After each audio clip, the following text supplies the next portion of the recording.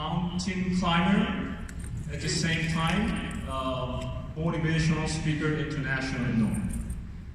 His name is David Lim, and he's the first, I think his first Everest achiever in Singapore. Is that right? Yes, yeah. So, ladies and gentlemen, please welcome Mr. David Lim.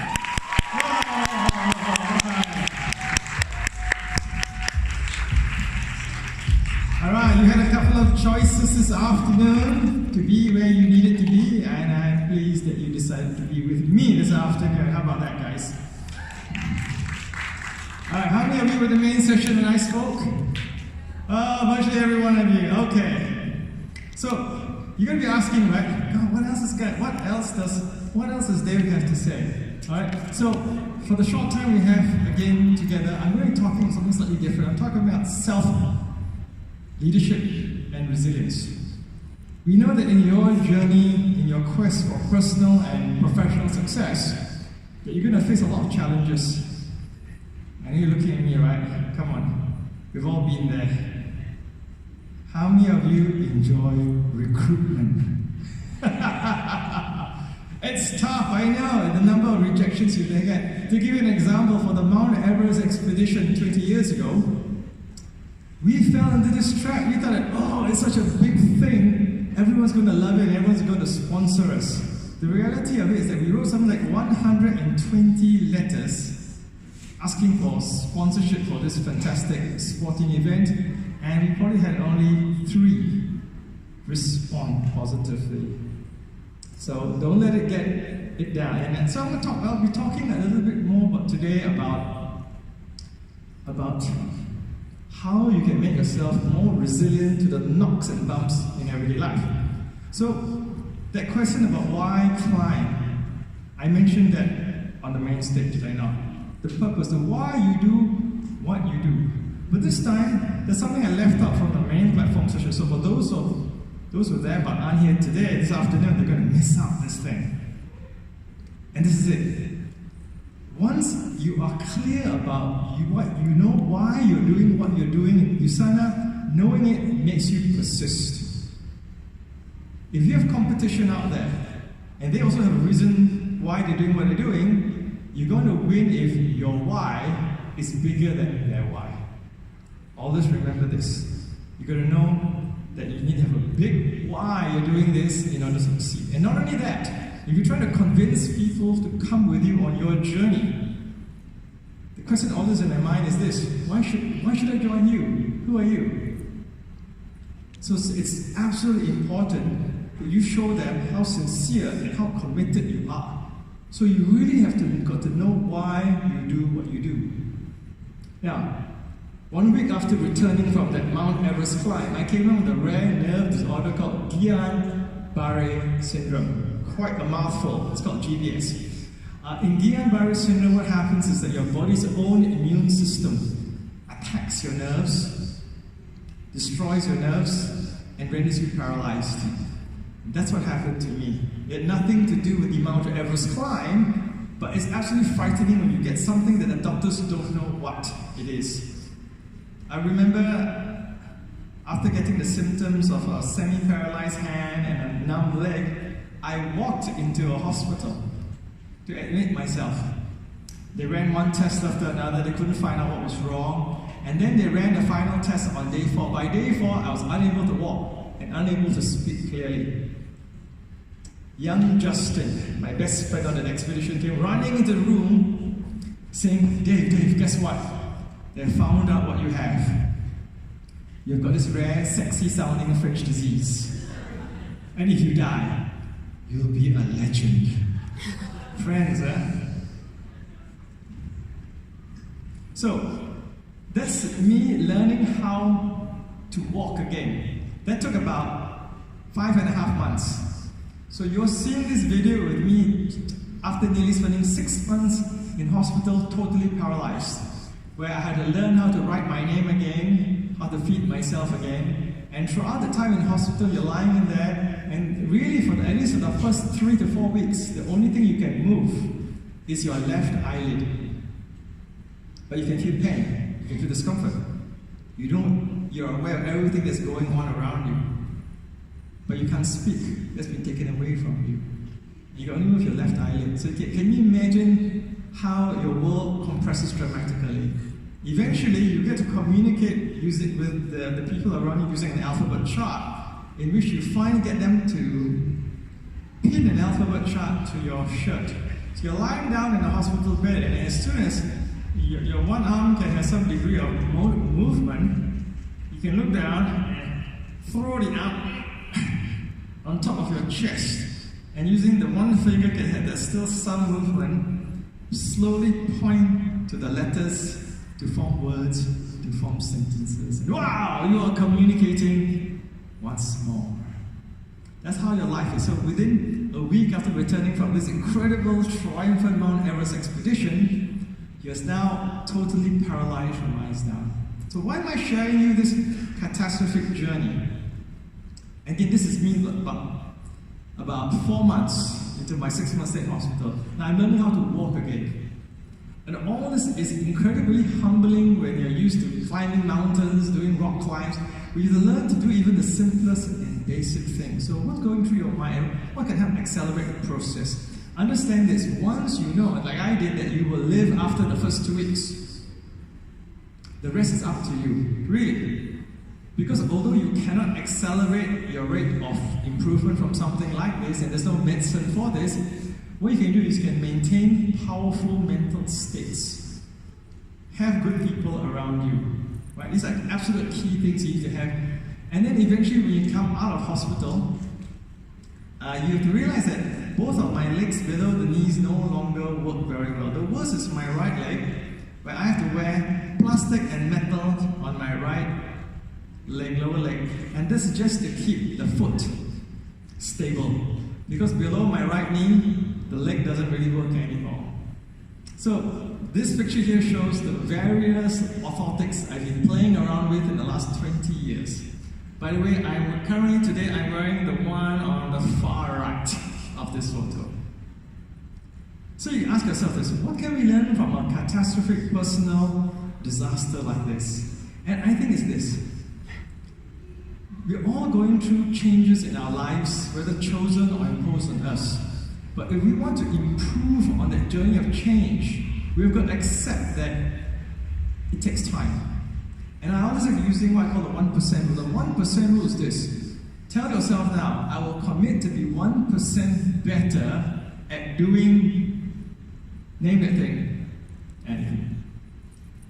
What happens after 72 days? If you can improve doing something at 1% a day after 72 days, what will happen? You'll be twice as good. This is the famous rule of 72. I call it the 1% rule because it works the same way. So imagine I say, I want you to double your sales in about 2.5 months. You say, that's too difficult. But I say, how about if you improve your sales by about 1% a day? Oh, that sounds reasonable, right?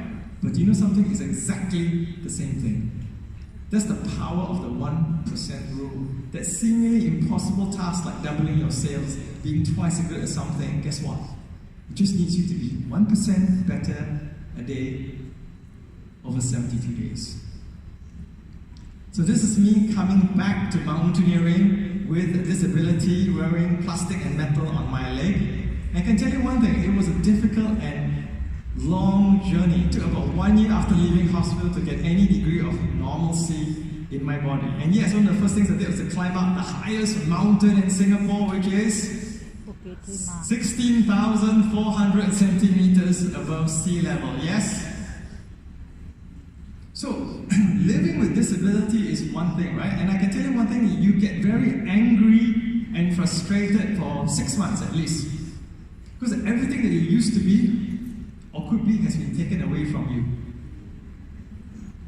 But can you change that? Imagine, can you change your history? You can't change history, but you can change some other things, can't you? And so this is my journey of going to change. Now all of you are somewhere here. Oops, this is very fast. I'm sorry.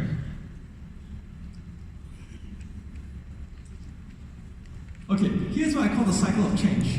And you can see different variations all over, but here's the one I like using. You are in a state of comfort. Comfort means you're in a state of great self-control. You could be a master in what you do. And then what happens? Something happens to your life, or some disruption.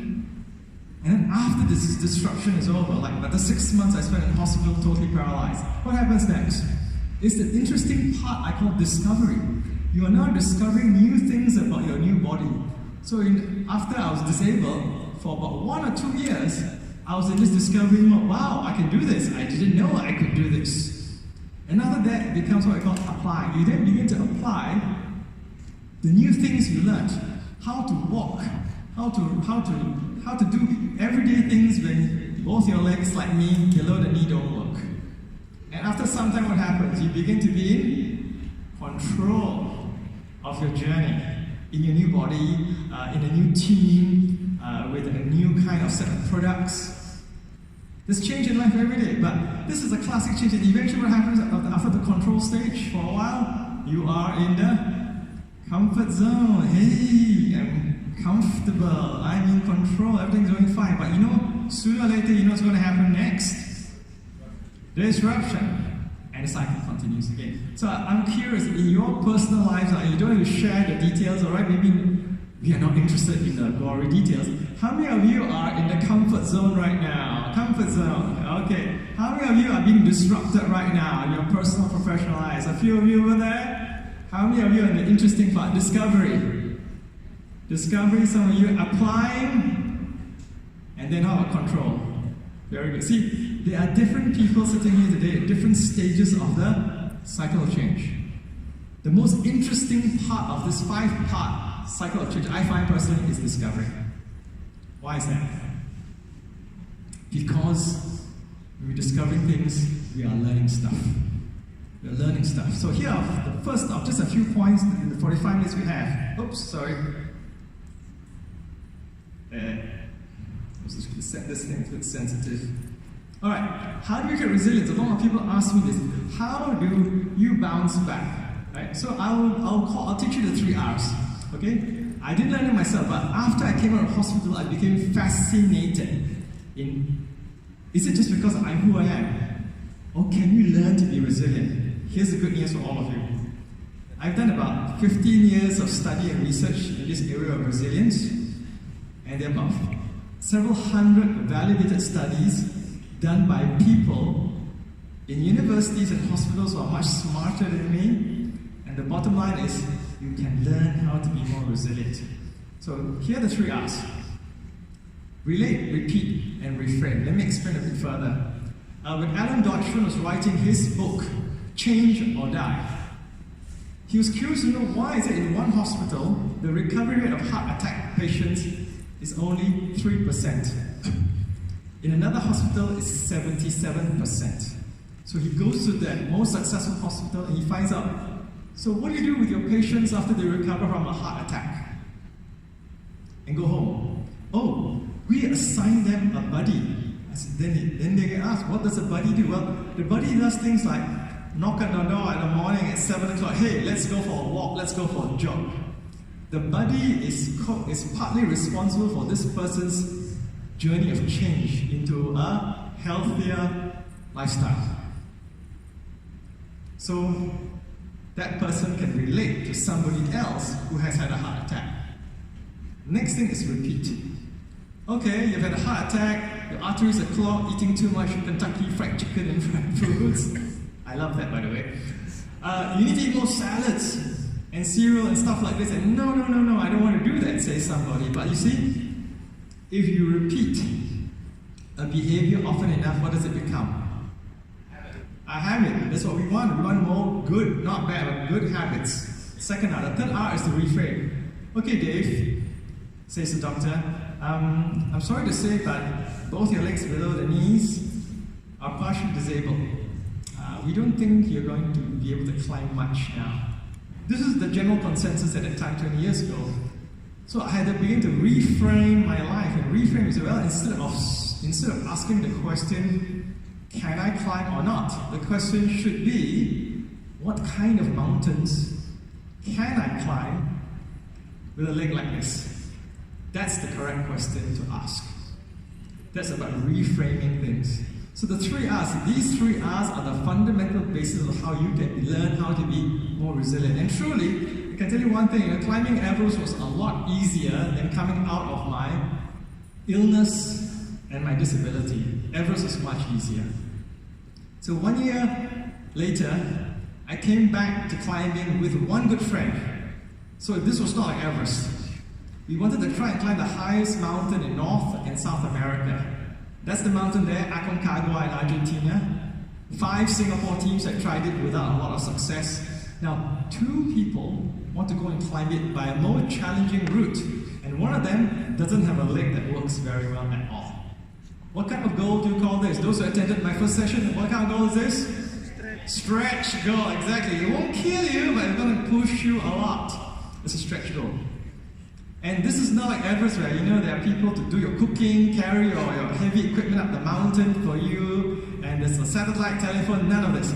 None of this on this mountain. You are alone, 2 people, you get a mule to bring you to the bottom of the base camp there, and that's it. You climb that mountain.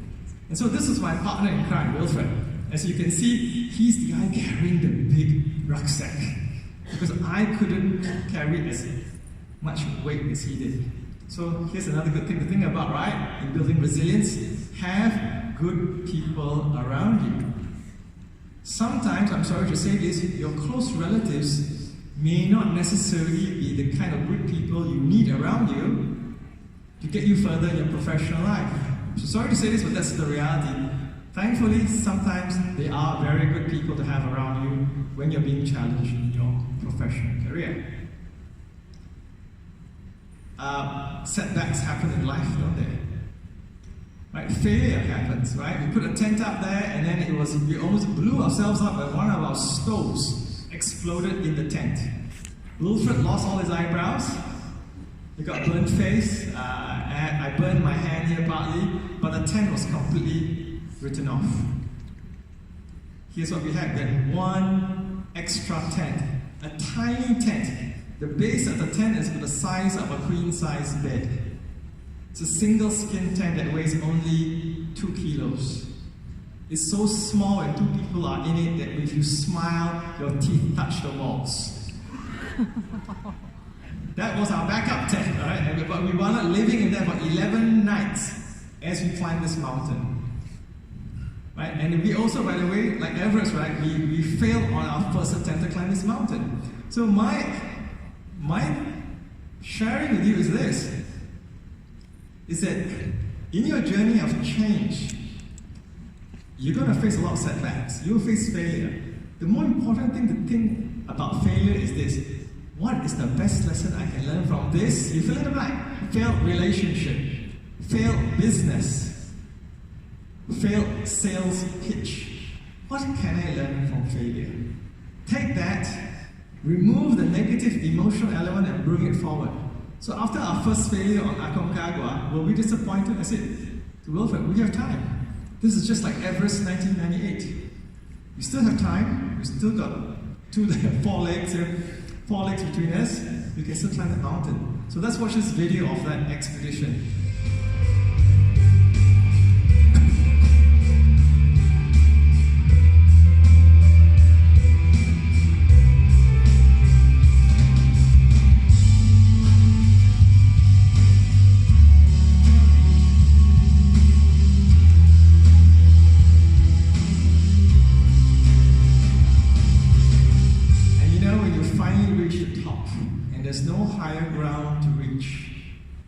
Teams that afternoon that hadn't yet got to the top were already turning around and walking by you in the opposite direction.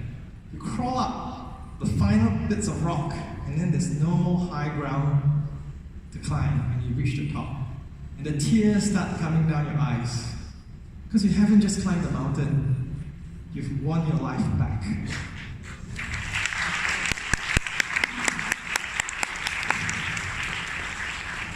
You see, don't forget one thing, all of you have a second job title. You may not know this, you all have a second job title. Right? So, that's my business card. I got business cards somewhere here. Alright, I have got a business card here. It's printed on both sides.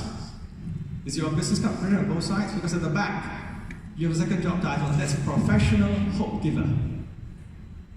Your job is not only give your customers, your clients hope, because they come to you and sometimes, if they're really very healthy, strong and good, they're looking for minor improvements in strategic areas in their life.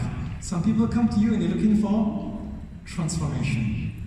This client for me was transformational because it showed me that even with 2 legs that no longer work below the knee, I can still climb this mountain when 5 other Singapore teams had not had a lot of success. And by the way, to this day, I'm still waiting for the next all-Singapore team to climb this route on this mountain successfully. So I'm still waiting for that. I hope I will not have to wait too long. Alright, so about a year later, I went back to this area to climb the world's highest volcano with a group of Argentinian friends of mine. And the first thing that happened to us when we went to the desert was flat tire. We were warned that the roads are very rough and we will have flat tires. So what did we do? What did we bring with us? A spare tire, which then burst about 30 minutes later. So there you're stuck in there, right? And to tell you the truth, it didn't work out very good for us, and we never got to the top of that mountain. I came back 4 years later to the Atacama Desert to climb the mountain I've been thinking of climbing for 5 or 6 years, and this is the highest volcano in the world. And when you're doing things different, you're doing some things different, you always realize that challenges will change depending on the challenge. Like this is a solo climb. Besides a mule to bring my stuff to the bottom of the mountain, I was on my own. My partner had an injury, and I decided to try a solo attempt. So I climbed big mountains in big teams, big mountains with small teams. I've never done a solo expedition. And it's kind of lonely sometimes when you're walking for hours in the loneliest desert here in Atacama. And you see like the vicuna here at a distance, and they come to your tent sometimes. It's a wonderful experience. You also see vultures in the sky. The funny thing about the vultures in the sky is that they're looking at you. And if you slow down walking, they circle lower down. You walk a bit faster, they go back up. So obviously the idea is not to be their lunch. So this is an interesting picture. I got into about 6,600 meters on the first attempt 4 years earlier. Failure. Second attempt, I got to about 6,500 meters. I turned back. The wind was really blowing very hard, and you're the only person on the mountain, by the way. Right? This is nearly 7,000 meters. And unlike Aconcagua, unlike Everest, this is an extremely lonely mountain. And you can see I'm hiding behind a rock. This is about as wide as me. I'm sitting down there. And the wind is blowing past my back here. You can just see my foot sticking out there. And then I'm saying to myself, here, have some chocolate. And I realized that I don't have a climbing partner. And you really realize that, this game plays tricks on your minds, low oxygen levels and everything. So I went back. I went back down to my tent and called my wife and said, you know what? I climbed a 6,000 meter mountain a week earlier. That's the best solo effort by any Southeast Asian mountaineer ever. So I was feeling a little bit satisfied with myself. And I told her, I'll turn back now and go back down a few days and I'll meet the meals and everything. But the next morning I woke up and the weather was like this. So I began to ask myself all those right coaching questions that you should ask yourself from time to time. Why am I doing this? Why did I come this far? Why am I attempting this mountain a second time? What resources do I have? Key question. What's my mental state? Another key question. What's my physical state? Very important question. So far, all positive answers. What's stopping me? Is there someone else saying, hey, let's go home? No, there wasn't anyone there. So I called my wife again on a satellite phone and I told her, you know what? I think I'll give this mountain a second go. And thank God she didn't say I married a total idiot. She just said, be careful here.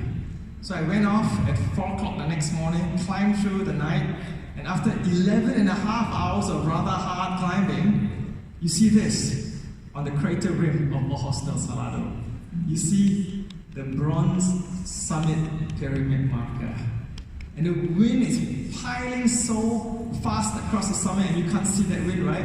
You can barely stand up. On my hands and knees at this time, the wind is gusting at about 80 kilometers an hour. You really get to the end there, and you just think about this thought here, right? Now, I wish I could say that, but good is the enemy of great. Because just 2 days earlier, I was thinking of going home. Why? Well, I climbed a 6,000 meter peak solo the week before. This is the warm-up peak, right? But no one's ever done that. Why? I feel so good about myself. So understand this, everyone sitting in you. If you're an achiever, what stops you from becoming a bronze director? If you're a silver director, what stops you from becoming a gold director? And so on and so on. Good is always the enemy of great.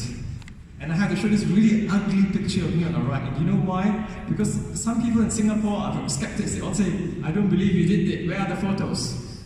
So in the days before selfies, this was my crude attempt of taking a selfie at the summit.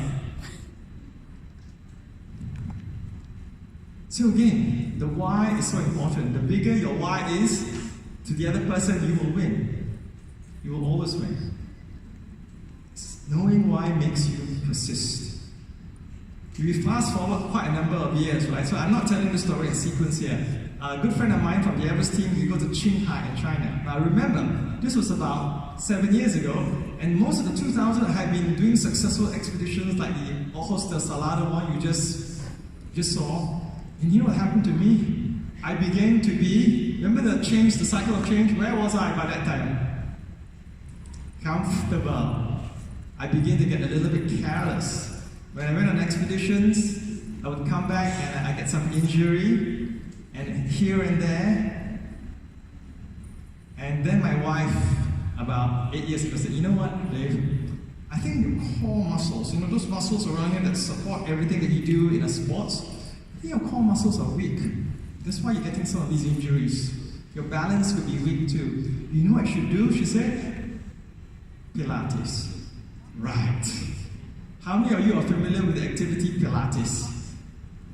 And it's activity normally done by who? Women! Do tough veteran mountaineers do Pilates? Yes. No! Which is what? Was screaming in my head, no, we don't do that sort of stuff. And she said, I think you should also do yoga. I said, yoga? Isn't it all the funny poses and everything? So what happened? Eventually I went for my first Pilates session. Who are Pilates practitioners here? Pilates practitioners? Okay, you know what I mean. Half an hour later into the session, I'm lying on the floor, I'm covered in sweat and I can't get up. And I'm lying there, I'm thinking, I am missing something here. And then you begin to realize that your past success is what's preventing you from being even more successful. So part of that cycle of change which I showed earlier is really about that. The discovery stage was really interesting. It's about having an open mind. If you're not open to things that could possibly make you a better climber, a better father, a better Usana representative, guess what? You're not going to be growing fast enough. So I went through a transformational stage. Now this is the thing, a lot of your clients are not looking for incremental improvement, they're looking for transformational change. My diet changed.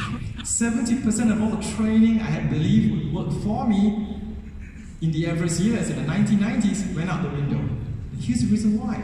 I began to realize that as you're approaching 50, the training you did when you were 25 years old doesn't really work so well. Same goes with diet, same goes with many other things.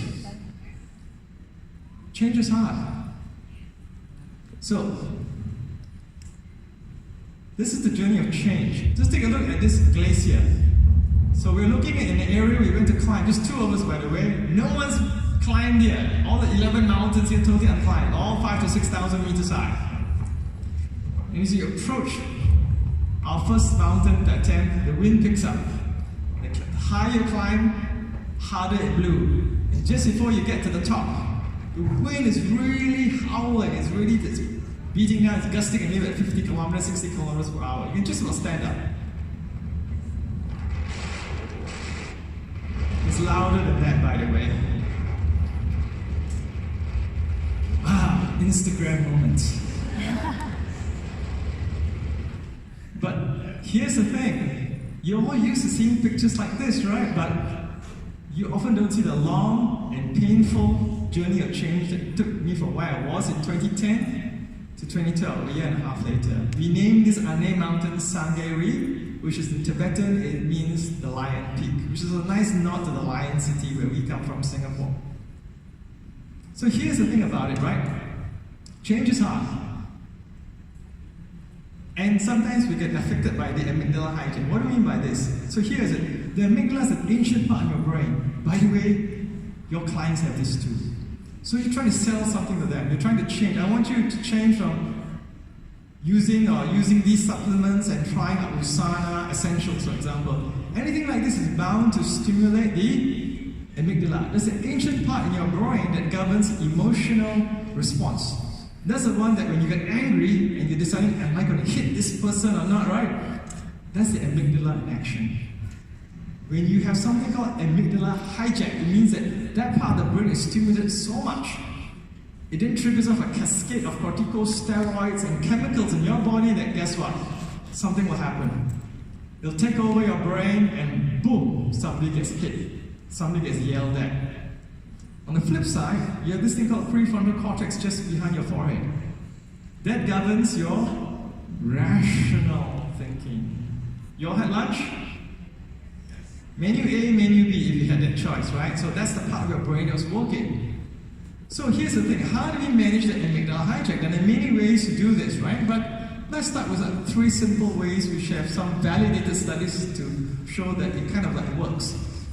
But before that, let's watch Didier Berthel climb this crack. So here he is in British Columbia, Canada, climbing what was at some stage the hardest rock climb in the world, one of the hardest climbs. At this stage, all the weight is on his arms.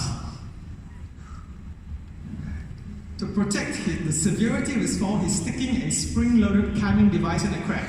He then pulls the rope up and clips into the step link there. Why is he doing that? Because if he falls, at this stage he will not fall much further below that point. And as he goes higher, he puts in another climbing device, and so on. But the more times he stops to do this, the more energy he uses up. So there's a trade-off.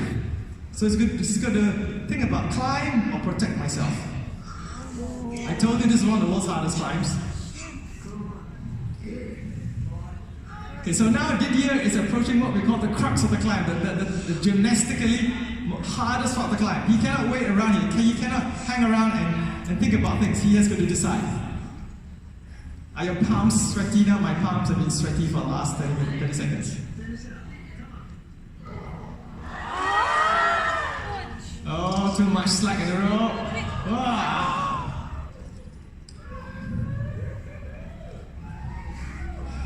Wow, he came back later that afternoon and he finished the climb. What's the moral of the story?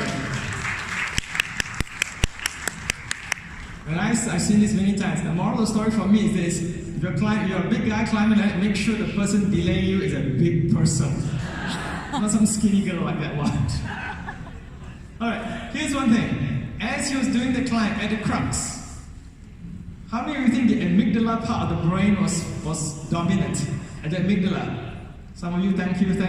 How many of you think that the prefrontal cortex was the one that was dominant? The rest of you won't put up your hands no matter what I say, right? All of you are right today. Because the two are often in competition. There's a tension between the two. You've got to decide which one you want to win. And you can train your amygdala to a certain degree. How do we do that? Alright, here's how we do it. Number 1, the 90-second rule. So let's say you get angry with somebody in Usana and you want to throttle them. Before you do it, give yourself 90 seconds. Why? Because I guarantee you, and this is in the Harvard University research, after that cascade of corticosteroids pour into your system, stimulating you to fight or to run away from that particular threat or situation, in 90 seconds your body will reabsorb most of those chemicals, and then your brain will get clearer and you'll be able to make a better informed decision. The next thing you can do basically is to have attentional breaks. Have some breaks in between what you're doing basically, so that you can basically have a calmer approach to whatever you're doing. The last thing is from the Journal of Hypertension Research, right? 60 breaths oxygenates your brains, again making you make better informed decisions. Now a lot of you are thinking, well, David's not a doctor, maybe he's not so convincing. Well, let me share you yet one more story. This guy was one of my heroes in 2012, Yuri Stack. Sadly, he was killed about a year and a half ago on Everest. But he was nicknamed the Swiss Machine. Because you see, he lives in the Swiss Alps and he was famous for climbing this great mountain called the Eiger in a record-breaking time. He climbed it in 10 hours, then 5 hours, and then he was wondering, how much better can I do? So what did he do? Where was he? He was in the discovery stage of the training cycle. So he went to the Swiss Sports Institute. And I suppose in the classic German way they say, "We have ways to make you faster, Mr. Stack." And they did. He followed them, he humbled himself, he followed what they wanted him to do, and let's take a look at him attempting the Eiger's North Face in a record-breaking time. Can we get the volume up just slightly? Thank you. You reach a point where you're into it. On one hand, you have in your mind you have to move fast. But on the other hand, you know exactly if I do a mistake, I fall off. And you see just more than 1,000 meter air below you. You're like on this edge.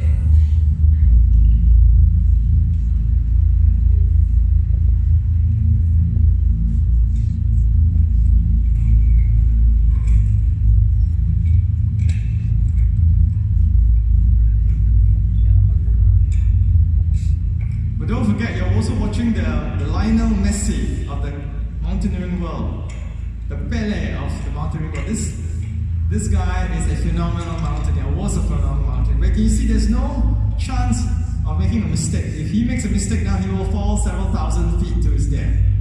So they put some camera crews in advance to film him for this documentary, but they weren't giving him any help. Just filming him. Can you see where he is in the video? So now he's approaching the crux of the climb. He's approaching the part of the climb which is technically the most difficult for him, I believe. Once he overcomes this section and reaches an easier section, he must do everything in his power to gain time, to beat his record. You can see him slip just slightly here as he crosses over. Well, it's not a faint slip. Just around here. Oops.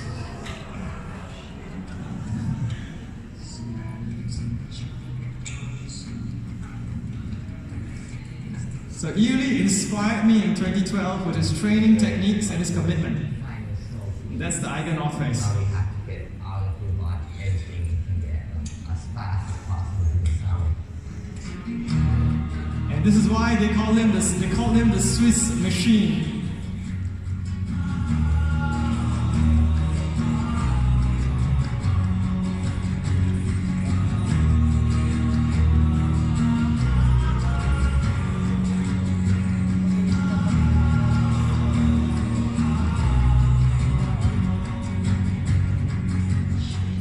See your hands, your eyesight, and your crampons, and they have to just move.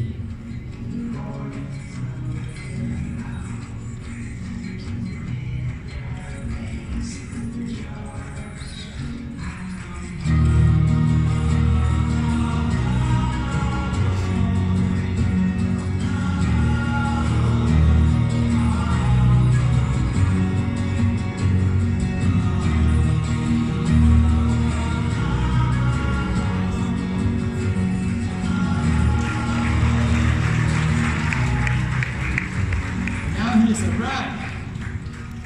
You're progressing on something. That's all about. He's literally running in this section. Keep moving, having a progress in your life.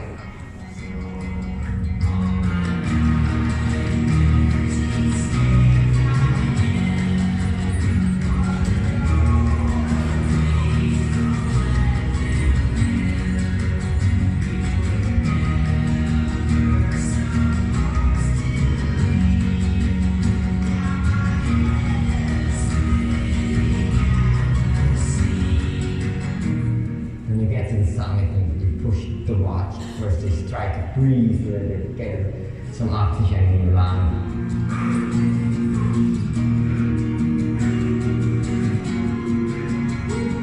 When I saw this time, I was like, oh, that's not possible.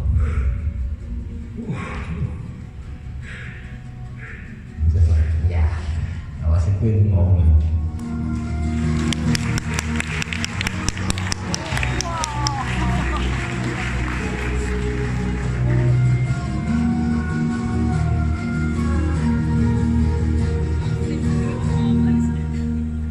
Massively inspiring, the late and great Yearly Stack, and he rests in peace. So let's take a look at how I see success over time, yeah? I see success over time like this, and you put together training from Usana, resources, you go up the steep curve, get coaching, but after a while, guess what happens? Your progress eases off. You find it harder and harder to make progress. What's happening now? You're getting to what I call the straight line. You see that, the stagnation. But before that happens, you're in what we call the success track. You're in a part of your life where, you're still kind of improving, so you don't do anything about your processes, your sales techniques, your presentation skills, your mental training. You let things slide, and then it becomes totally flat. So like me, in 2010, 2011, I was in that success track. I was getting complacent because why I had been successful in the past, right? That's when I needed that proverbial kick up the ass to change everything I've been doing as a climber, as a disabled climber, and then suddenly you find you're getting successful again. And even then, it doesn't end. It flattens eventually, and you do something again. Yearly Stack found change, discovery, and new achievements that way as well. I'm going to wrap up with a story from Kilimanjaro. It's a very popular mountain with many mountain trekkers. And I put together a team of 4 people about nearly 20 years ago. The one thing that the 4 of us shared was that all of us were disabled mountaineers. There's been no all-disabled mountaineer group ever to attempt Kilimanjaro until then. This is around 2004. But I want to share with you some brief things, right? I want to share with you this interesting picture. Of the 3 of us, we had about 3.5 good hands and about 3.5 good legs in the team. So I said, of the 4 of us, there are 2 damn good climbers there. Here's Pete. Pete was the only one in our group of 4 who had 2 good hands, and he's taking in the rope, taking in the slack to protect Paul, who's in the red jacket. Paul's balance is so bad that he wasn't even carrying a backpack on the summit climb. I was carrying the backpack. And eventually, it was very interesting. People say, hey Dave, can you carry my spare, my prosthetic arm? Yeah, sure. Dave, I got my prosthetic leg that's bothering me. Can you carry my prosthetic leg, my spare? Yeah, sure. So there am I climbing the mountain with 3 or 4 of these legs and arms sticking out of my backpack. But I want to share with you this lovely picture here. That's Jamie Andrew, by the way. Oops. Shot a bit too far there. There we go. That's Jamie Andrew, right? He's one of my good friends, and look closely at the picture. He's one of the few people I know who has lost both hands and both feet in one single accident on a mountain. Think about it. Everything that you and I take for granted, picking your nose in the morning, right? He can't do that. But now he's a father of 2 children. He has his own business. He drives a specially adapted van. But enough of the past. Let's talk about this wonderful picture here. Do you see the smile, or do you see that picture? Do you see his titanium legs and his prosthetic arms? Because when I saw this picture, I said, wow, this is the picture of the expedition. Because every morning, Jamie and I wake up in different beds, in different countries, and we look down, and some parts of us no longer work. I've lost the ability to use both my legs below the knees to a large extent. Part of the left hand, part of the left face doesn't work for me. Jamie looks down, it's quite obvious. I've got no feet, I've got no hands. Can both of us change any of that? We can't. What can we change? We can change the future. Now, by the way, if you're interested to learn more about my adventures or lessons for leaders, I think 2 of my books are up in the bookshop, which I think Usana have set up. Go get yourself a copy. There'll be autographing session at 4:45, you want to wait for something like that. So here are the 4 points I wanted to cover this afternoon. To gain resilience, think about relating. Find people you can relate with on your journey. Unusana. Repeat good behaviors till they become habits, and reframe challenges all the time. Number 2, you like the 1% rule? 1% better every day, 72 days you'll be twice as good. Alright? Avoid the amygdala hijack when you're so overstressed about things. And last but not least, you and I can never change the past and our past, but we can change our future. So again, stay in contact. Live one life, find your true purpose and dare to live it. Thank you so much.